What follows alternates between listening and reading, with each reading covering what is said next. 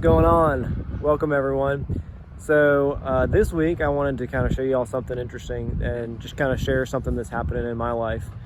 And so basically I am in Pensacola, Florida right now because I have a Mini Cooper and the closest dealership to me is actually in Florida. So I had to bring my car in because I'm having some warranty work done.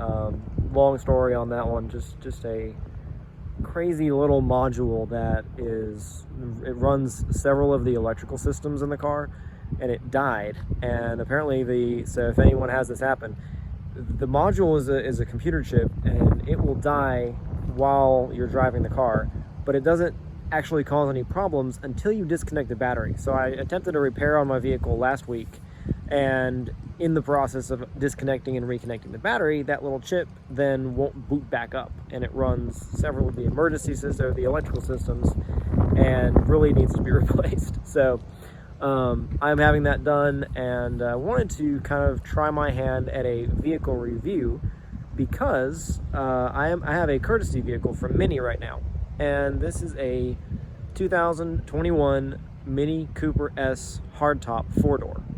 So I want to take y'all through the short time I've had with the vehicle, my thoughts of it, and how I compare it to the one that I have, and just sort of overall opinion and try my hand at a car review. So let's check it out.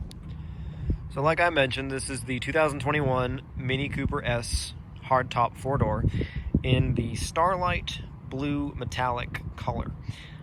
Really kind of a interesting blue. It's sort of I had a Mini that was the Indy Racing Blue before, and to me this is very close to the Indy Racing Blue, but just kind of a little bit of a darker color. So very nice overall. I like the paint job, especially with the two-tone. You've got the white match mirrors and roof, the, of course, Starlight Blue Metallic, and the white matching roof with the panoramic moonroof on the top.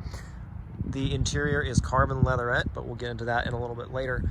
Of course, the typical Mini front stance, the bulldog type stance with the interesting grille design here. You've got the scoop for the turbo up here, which is denoted by that S badge right there. One thing that I've noticed, it's been a big change from the vehicle that I own, is these lights have an interesting LED pattern around the outside. So when the vehicle is started, and I'll show you that in a little bit, vehicle is started, those kind of act as the daytime running lights, and then you have LED fog lights on this package as well. Coming around the side, we have 17-inch alloy wheels with the Mini logos on the side, kind of built in. Like I said, we got the this is the 4-door, so a little bit of a difference in the side stance from the 2-door. And I gotta say, I like the overall styling. It is a little bit weird, I think, to have this much of an angle. If I can get that, this angle back here, just kind of it's a very aggressive cut-in angle, and I think it makes the car look a little bit more diminutive than it actually is, because this is not really a small car anymore. The older Minis, of course, were small vehicles, but these really aren't anymore. Got the nice typical Cooper S dual exhaust on the back. I'll show you this is a new option, I think, I believe it was 2019 they changed it, but the tail lights are cut in a British flag pattern, so that's kind of interesting. Kind of cool there. And then we'll just come around the side and complete this angle. So let me know what you think. I'm not crazy about the styling of this vehicle. I think it's changed over the years, of course, and it's gotten bigger than it really needs to be. And especially with it being a 4-door now, it just sort of sits in a weird spot. I'm not sure how the market has evolved to demand a 4-door, but I guess it's probably popular. I'm not sure of the sales numbers, but you also have the chrome gas cap on here, which is actually not chrome, it's a plastic, so that's kind of disappointing. However, the door handles themselves are actually metal, so that's nice. Let's go inside and check out the interior of this puppy. One thing before we go inside I wanted to denote is this vehicle does have the Comfort Access package, which is a proximity key in combination with your door locks. So you come up, press that button, and you can unlock the doors. The interesting thing is that I've not been able to find a way to unlock all of the doors from this front door here, that you can hold it and it doesn't do anything except unlock. So if you're trying to get everybody in the car with just that comfort access, you're not able to do it. You have to actually pull the door open and then go into this interior and unlock the rest of the doors that way. While I'm mentioning the door handles, let's talk about the doors a little bit. One thing I've noticed, of course, the doors themselves, they are nice and heavy. Get a nice solid clunk and a nice solid close. But one thing I found that's really, it feels cheap, and it's really just I can't explain it. It's just a feeling. But get inside here and show you what I'm talking about. When you pull the door open, yeah, again, a nice solid clunk, nice solid close. But pulling the handle here, it's not satisfying. There's not a real clear denotion of when this latch actually pulls the door open, and it's kind of a mushy, just a straight pull, and it's not. There's no real click to say, okay, I have unlocked unlatched the door at this point, and I'm ready to open it. So that's kind of an annoying piece for me right there, especially with this car being priced. And let's transition here and take a look at the Monroney sticker. So, with this car being priced as optioned at a whopping $34,810, which, I don't know, for a car these days may not be that much, but just does seem like a lot of money to pay for any vehicle, buying it new. So one thing I wanted to also talk about with the doors is that same feeling of when you latch it or pull it from the outside. It's the same kind of thing. You're not really sure at what point it pops open, and it leaves you with just kind of a bad taste in your mouth overall. So that's a little bit of a complaint that I had. Another thing, staying on the doors a little bit here, is that they've gone with an interesting combination of materials. Up here you have kind of a soft touch plastic, a little bit chintzy feeling. But then you have this piano black here, which does look nice, but as I've noticed, because my car has similar trim pieces, man, it shows a lot of fingerprints and a lot of junk and a lot of dust. It's going to get dirty quickly, and it's going to stay looking dirty for a while until you clean it. Another annoying thing here, and this will translate over, is that some of these materials, man, they're just really plasticky, hard touch, scratchy, just not what I would look for in a $30,000+ car. One thing I did notice is that on this year, the body color kind of bleeds through to the door a little bit. It's not perfectly black inside here. Let me see if I can get the camera to focus on that a little bit. Yeah, so this piece here is body colored, which is, it's cool, whatever. Going around here to some more of these materials, and then we'll get onto the dash, but this one in particular, really hard touch plastic. And you may say that I'm nitpicking on materials, but one thing I wanted to stress is that while I was just driving this down the road, while the cabin itself was fairly quiet, but I mean not crazy quiet, but fairly quiet for such a small little car, this seat belt, of course, is plastic, and this material over here is plastic. So if you're going over bumps or just rattling down the road, that's going to rattle and bump on that. I mean, for a brand new car, shouldn't have any rattles. Just basically not really acceptable to me. So in this car, in the center console, we have the option here, which was a signature trim option on this sheet, which includes the 7-speed dual clutch transmission, comfort, access, keyless entry, panoramic moonroof, Okay, 6.5 touchscreen nav package, $1,000 option there. So 6.5 touchscreen navigation, and you can see I've gotten it nice and fingerprinty. Let's go ahead and turn on the car. We'll show you this navigation system. One thing that's new also with this model year that I've noticed is, because the previous one I had experience with is a 2019, so I'm not sure if they changed it in 2020 or 21. I'll have to either do research or y'all can look it up as well. Is this screen in the middle, which, as you can see with the light coming in there, is kind of a screen, not 100% screen, but it is, they tried to make it look nice. So When it's on, it's less noticeable, but obviously with it off here and with some of the light coming in, you can clearly see this is a dial. This is actually a physical dial, and this is also a physical dial, or a physical gauge that just has lights shining through from the back of it. The center part is all screen, so that'll turn on when we turn on the car. This having the comfort package, we just put on the brake and turn it on. Our wonderful mini beeps, and you pray to God that that engine light goes off, which it did. Of course, this is not my car, so I don't really care, but that's always something that many owners will, I think, commiserate with. So looking at the screen here in the middle, of course, I have it connected to Apple CarPlay, which is very convenient. Wireless Apple CarPlay is included on this model, so you're able to kind of scroll through. And Apple CarPlay killed my recording, so I guess that's something to note.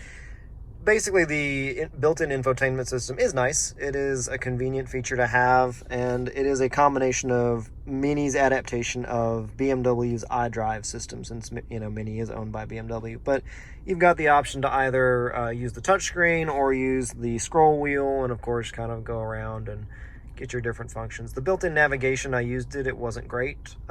Media, communication, all that sort of thing, they work. The voice activation is your typical dumb car voice activation, not very useful, not very helpful, but it does work if you absolutely have no other option. I'll show you that screen I was talking about a little bit. So you've got this nice dash display up here, and depending on what you're doing with the vehicle, it will show you different options. Of course, you can scroll through with your BC button over here, but it will show you your time, of course, and all that data.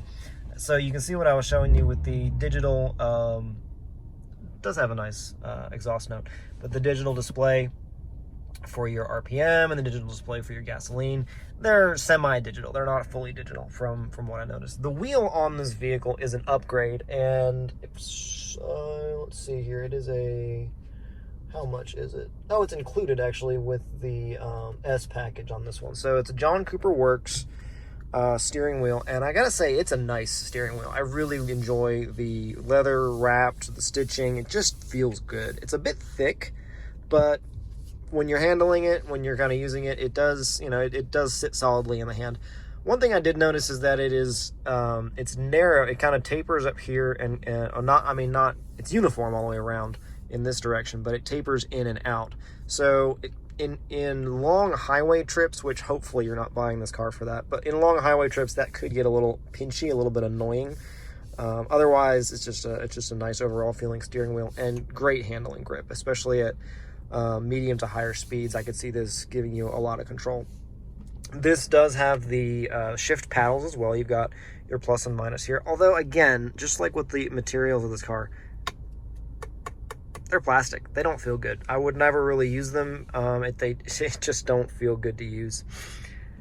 Moving up here, you've got a nice driving position, nice viewing position. You kind of see that hood a little bit with those typical Mini light cutouts, and a good visibility all around. Let's move to the back and check out the amenities back there.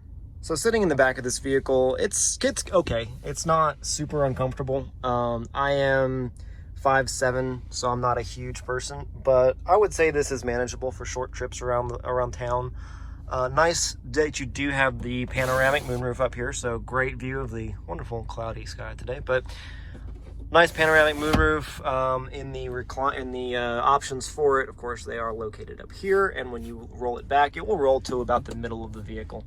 So the back passengers will have a little bit of airflow from that as well. Let's check the rear windows, and hey, they go all the way down. That's great. So if you got anybody back here, dogs or whatever, people, they can hang their heads out and enjoy the ride. So typical back seat comfort for a small four-door sedan / whatever you want to call this crossover section, and just a good place if you need to throw somebody for a short trip. Again, same deal with the materials back here. Hard plastics everywhere that you're going to find. Seats are comfortable enough. They're a little stiff, but they are a nice leather option. So all the windows as well are automatic up, automatic down, which is nice. The center console here, which I was going to show you from the front, but it's a little bit easier actually back here, is an adjustable center console. So you can open up this middle section, and it's a pretty small storage pouch, to be honest. It's, you know, there's not a lot of stuff that you could put in there. I was able to put my phone if I tilted it, but I don't know exactly what that would be used for. Obviously, you're not going to be able to put a bottle or anything significant in there. But the nice thing about this is that it was height adjustable. So let's see if I can show this here. There's two latches, and I'm probably not gonna be able to show this, but basically there's two latches on here.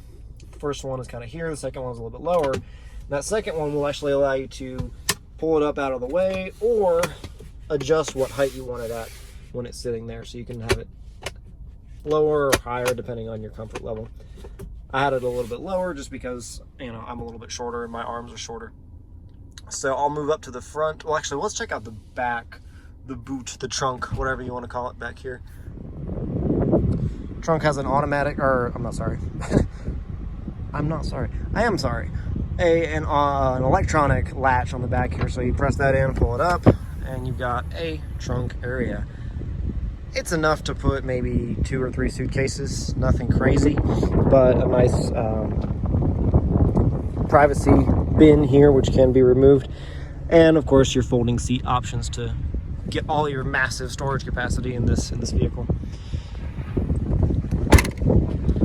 And of course, typically, this is a pet peeve of mine. I hate when they don't put those 2 screws in, because then this just flops around and it's super annoying. But anyway, check out 1 or 2 other things here that I wanted to show, and we'll wrap this guy up.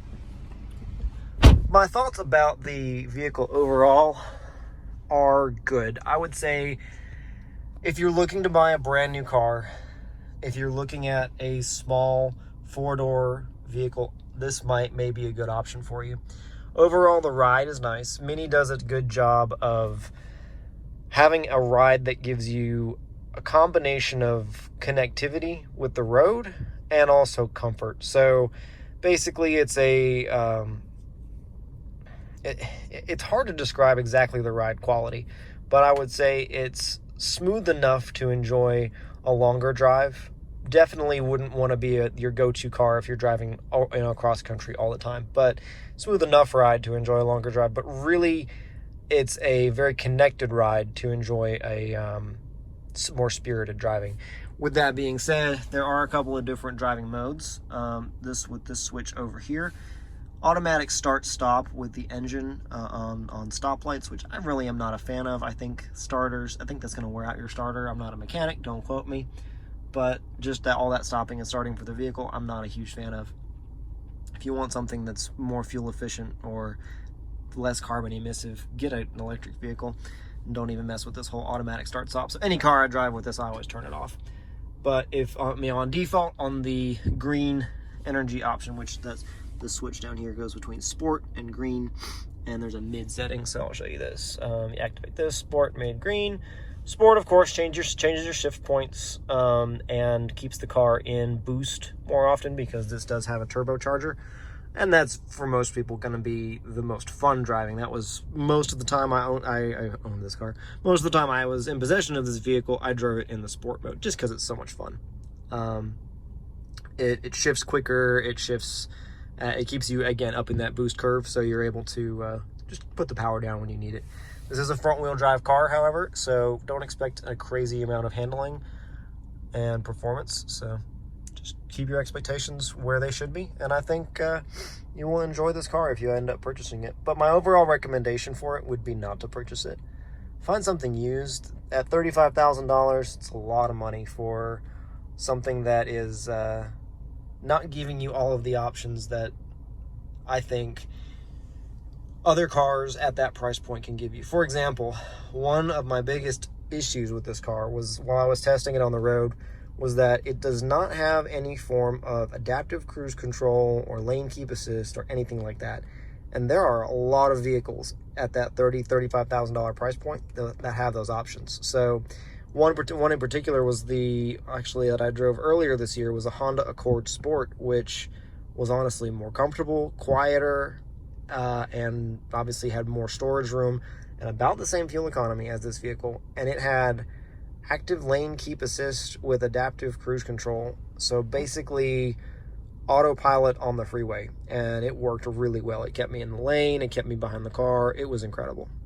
Same price point. So I would say if you're looking for all of the modern tech features, this is a cool car. It's fun to drive, but it doesn't have all those options. So that being said, listen guys, I know this was a little bit longer of a video. I appreciate y'all watching it, all of it. If you did, please give it a like, and also enjoy a subscription if you enjoy my content. Gonna be branching out a little bit more, trying to get some more content other than me just kind of sitting and talking at the camera. So we'll be doing some more exploring in the name of the channel very soon. Appreciate all y'all, and I hope you have a great week, and talk to you in the next one. Peace.